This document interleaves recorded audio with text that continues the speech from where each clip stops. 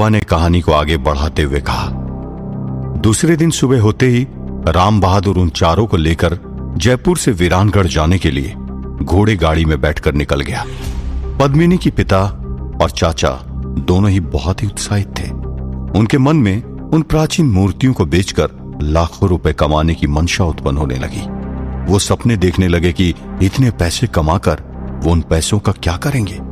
वो आपस में एक दूसरे से कहने लगे, अरे इन मूर्तियों को बेचकर जो पैसा मिलेगा उन पैसों से हम लंदन घूमने जाएंगे, सुना है बहुत सुंदर जगह है। दूसरे ने कहा, सुना है वहां लंदन में अपने आप बिना घोड़े से चलने वाली गाड़ी की शोध शुरू हुई है।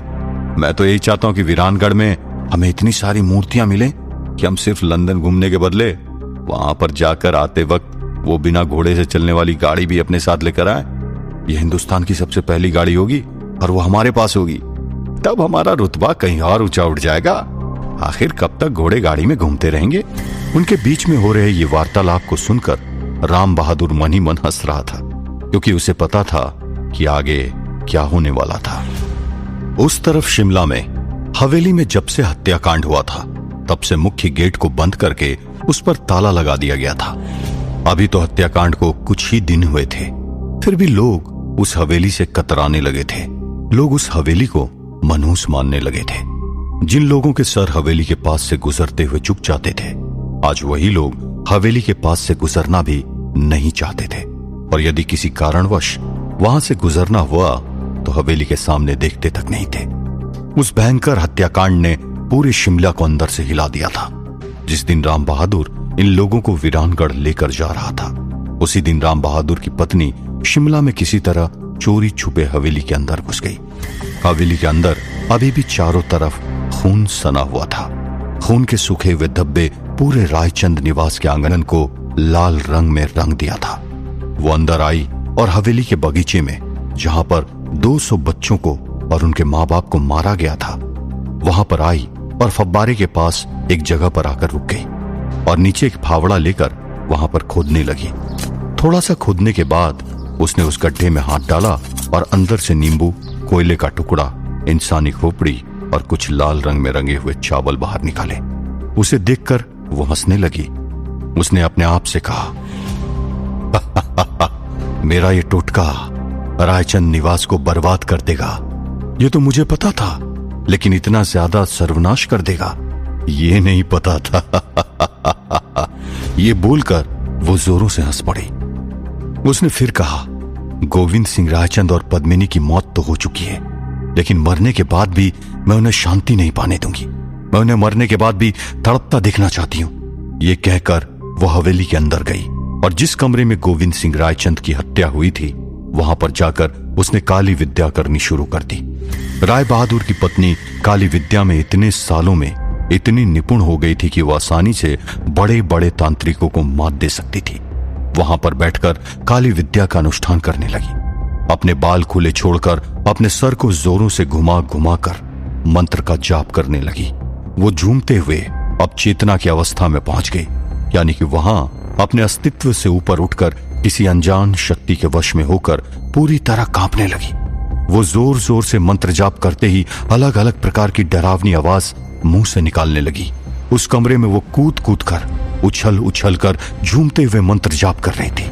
उसके खुले बिखरे हुए बाल, उसके माथे पर लगा हुआ लाल रंग का बड़ा सा तिलक, उसकी बड़ी बड़ी डरावनी आंखें, और इस तरह पागलों की तरह उछल उछल कर अलग अलग आवाजें निकालकर मंत्र जाप करना एक भयानक दृश्य था। कुछ ही समय में उसने उस मेज जिस पर गोविंद सिंह रायचंद्र के खून के धब्बे लगे हुए थे, उसके ऊपर अपना हाथ रखा और अचानक से उसके हाथ से राख निकलने लगी और राख उस खून के धब्बों पर गिरी और अचानक से वहां से गोविंद सिंह रायचंद की आत्मा प्रकट हुई। गोविंद सिंह रायचंद की आत्मा को एक बोतल में बंद कर दिया और फिर वहां से उसी तरह नाचते नाचते मंत्र जाप करते हुए उस जगह पर जा पहुंची जहां पर पद्मिनी की हत्या हुई थी। वो उस जगह पर गई जहां पर जली हुई बग्गी के अंदर पद्मिनी का जला हुआ शरीर था। बग्गी के बाहर बग्गी चलाने वाले पीटर का भी धड़ था और बग्गी से बंधे हुए दोनों घोड़े के भी जले हुए शरीर पड़े थे। राम बहादुर की पत्नी ने मंत्र जाप करते हुए उस बग्गी के ऊपर राख फेंकी और तुरंत ही एक बग्गी प्रकट हुई और उस बग्गी में दोनों घोड़ों की आत्मा, पीटर की आत्मा और बग्गी के अंदर पद्मिनी की आत्मा थी। पीटर की आत्मा बिना सर की थी और उसका कटा हुआ सर उसके बाजू में पड़ा हुआ था। पद्मिनी की आत्मा का सर आधा कटा हुआ था। उस बग्गी के प्रकट होते ही उसने उसे भी एक बोतल में बंद कर दिया और फिर वहां पर बगीचे में उसने राख फेंकी और देखते ही देखते 200 से भी अधिक बच्चे और उनके माता पिता की बिना सर की आत्मा जाग उठी। उन सभी आत्माओं को उसने एक बोतल में बंद कर दिया और तीनों बोतलें अपने पास एक झोले में रख दिया और अपने घर चली गई। उस तरफ राम बहादुर उन चारों को लेकर वीरानगढ़ पहुंच चुका था। वहां पर जाकर वो सीधे उस हवेली की तरफ अपनी घोड़ा गाड़ी लेकर गया। हवेली को देखकर चारों हैरान हो गए। पद्मिनी के पिता ने कहा, वाह, इतनी सुंदर हवेली अभी भले ही खंडर हो गई है, लेकिन जब बनी होगी तब किसी राजमहल से भी अधिक सुंदर होगी। पद्मिनी के चाचा ने कहा, काश हम ये पूरी हवेली अपने साथ शिमला ले जा सकते। राम बहादुर ने कहा, अरे पूरी हवेली अपनी ही समझो, वैसे भी यहां पर कोई इसकी देखभाल नहीं करता और इस हवेली के अंदर ही बहुत बड़ा खजाना भी है। खजाने का नाम सुनते ही दोनों भाइयों की आंखें चमकी और उन्होंने कहा, खजाना? किस तरह का खजाना? राम बहादुर ने कहा, अरे भाई, खजाना जिसकी आप तलाश करते रहते हो। कई प्राचीन मूर्तियां और कलाकृतियां इस हवेली के अंदर सालों से धूल खा रही है।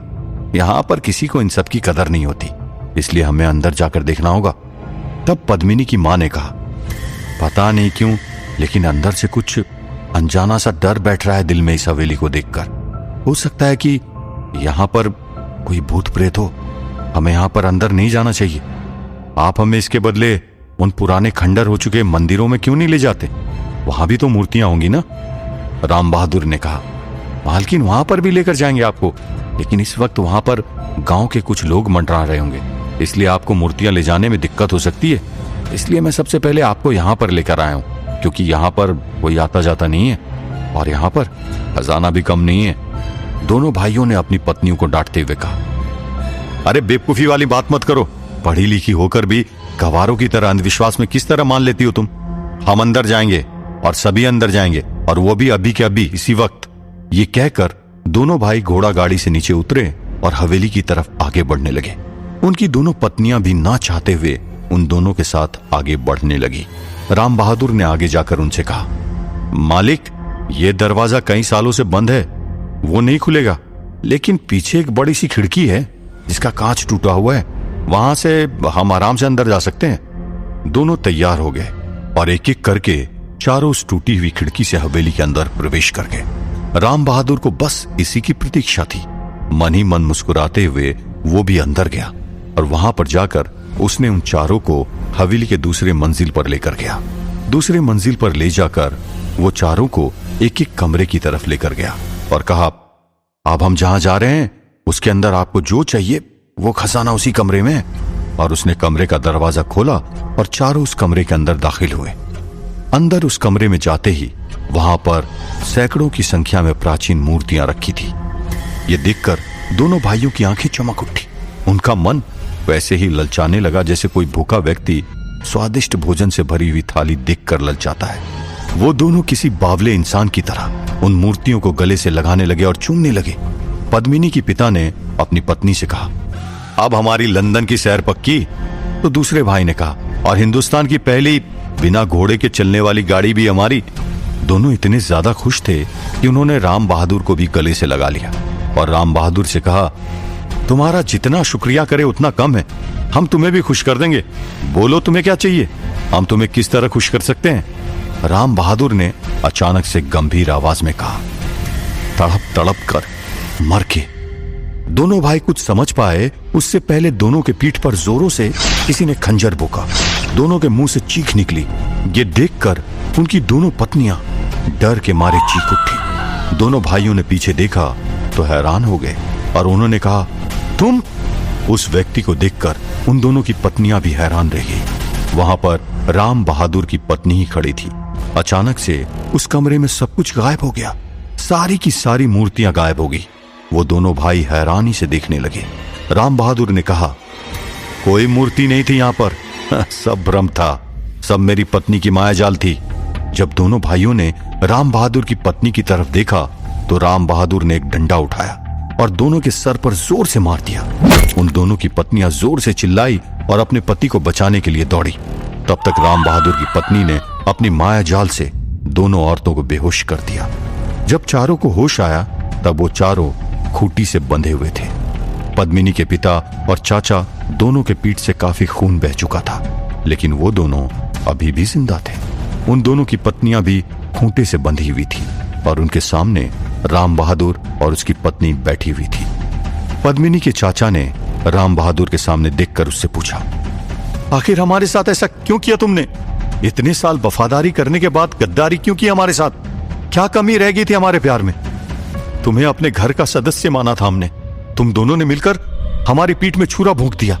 और तुम्हारी पत्नी, वो तो वहां शिमला में थी, वो यहां पर कैसे पहुंची? राम बहादुर ने कहा, सब भ्रम है मालिक। ये दुनिया में एक भ्रम ही वास्तविकता है, बाकी सब भ्रम है। मैं आपका वफादार था, यह भी आपका भ्रम था। आपने हमें परिवार की तरह रखा, यह भी भ्रम था। और मेरी पत्नी यहां पर है, यह भी भ्रम है। यह सुनकर चारों चौंक गए। तब राम बहादुर ने कहा, चौंकने की जरूरत नहीं। मेरी पत्नी इस वक्त शिमला में अपने घर में ही बैठी हुई है, लेकिन एक ही समय में वहां पर और यहां पर दोनों जगह कैसे दिख सकती है? यह उसकी सिद्धि है। पद्मिनी के पिता ने पूछा, हमें यहां पर ऐसे कैद करके आखिर क्या चाहिए तुम्हें? राम बहादुर ने कहा, मुझे सिर्फ बदला चाहिए। सालों पहले मेरी बहन का तुमने शारीरिक शोषण किया था, जिससे प्रताड़ित होकर मेरी बहन ने आत्महत्या कर दी थी। और जब मेरे पिता ने न्याय मांगने की कोशिश की तो कोतवाल को पैसे खिलाकर सारा मामला ही दबा दिया था। मेरे पिता को भी पैसे खिलाकर चुप कर दिया था और मेरी बहन के साथ फिर से अन्याय हुआ। उसकी आत्मा सिर्फ न्याय के लिए तड़पती रही और अपनी छोटी बहन को न्याय दिलाने का फैसला मैंने किया और मेरी शक्ति मेरी पत्नी बनी। मैंने सबसे पहले अपनी लालची बुढ़े पिता को पैसों की लालच में बेटी के साथ अन्याय करने का अपराध में यमलोक पहुंचाया और फिर तुमसे बदला लेने के लिए सालों प्रतीक्षा करता रहा। तुम्हारे भाई ने भी तुम्हारे अपराधों को छुपाने के लिए कोतवाल के सामने झूठ बोलकर तुम्हें बचाया था, इसलिए इस अपराध में वो भी सहभागी है। और ये बात मेरी पत्नी ने तुम्हारे पत्नियों से भी करके देख लिया, लेकिन तुम दोनों की पत्नियों ने यह कहकर बात टाल दिया कि जवान मर्द खुले सांड की तरह होता है। हम क्या कर सकते हैं? इसलिए वो भी इस अपराध में बराबर के हिस्सेदार है। तुम चारों को दंड मिलेगा। जितने साल मेरी बहन को न्याय मिलने में देर हुई है, उतने घंटे मरने से पहले तुम सबको तड़पना होगा और मरने के बाद कई सौ सालों तक और तड़पना होगा। ये कहकर राम बहादुर और उसकी पत्नी दोनों ने काली विद्या का अनुष्ठान करना शुरू कर दिया। हवन में तामसिक वस्तुओं का तर्पण किया। रक्त, पशु का मांस, मदिरा, मछली वगैरह का शैतानी शक्तियों को भोग लगाया और फिर चारों के कुछ बाल और नाखून काटकर उनसे 4 गुड़ियों में प्राण फूके और अब शुरू हुआ उन पर मृत्यु का तांडव। अचानक से उस कमरे में चारों ओर से सैकड़ों काले रंग के कीड़े आने शुरू हो गए और उन चारों की तरफ बढ़ते गए और फिर चारों को जिंदा खाने लगे। अत्यंत भयंकर पीड़ा चारों भुगतने लगे। चारों अपनी जान की भीख मांगने लगे, लेकिन राम बहादुर और उसकी पत्नी का हृदय नहीं पसीजा। आखिर में 26 घंटे की भयंकर पीड़ा भुगतने के बाद चारों की मौत हो गई। और इसके बाद राम बहादुर की पत्नी ने उसके हाथ में 3 बोतल थमाई और कहा, मेरे वशीकरण से वो अंग्रेजी अफसर गोविंद सिंह रायचंद और पद्मिनी का कत्ल कर देगा, ये तो पता था, लेकिन मेरे वशीकरण का उस पर इतना प्रभाव पड़ा कि उसने वहां पर उपस्थित 200 बच्चों और उनकी मां बाप को भी मार डाला। इनकी आत्माओं को एक दिन मुक्ति मिल सके, इसलिए उन्हें यहीं पर छोड़ दो। और बाकी की 2 बोतलों का क्या करना है ये तुम्हें पता है। जल्दी लौटना, मैं तुम्हारा इंतजार कर रही हूं। ये कहकर राम बहादुर की पत्नी वहां से अदृश्य हो गई। राम बहादुर ने दोनों बोतल की तरफ देखा और कुछ सोचने लगा। उन बोतल के साथ राम बहादुर क्या करने वाला था? इस कहानी में ऐसा कौन सा संकेत था जो शैतानी बग्गी को रोकने के लिए उपाय बनने वाला था? सिद्धार्थ किस तरह इस समस्या का हल निकालने वाला था? जानने के लिए सुनते रहिए वीरानगढ़, ओनली ऑन पॉकेट FM।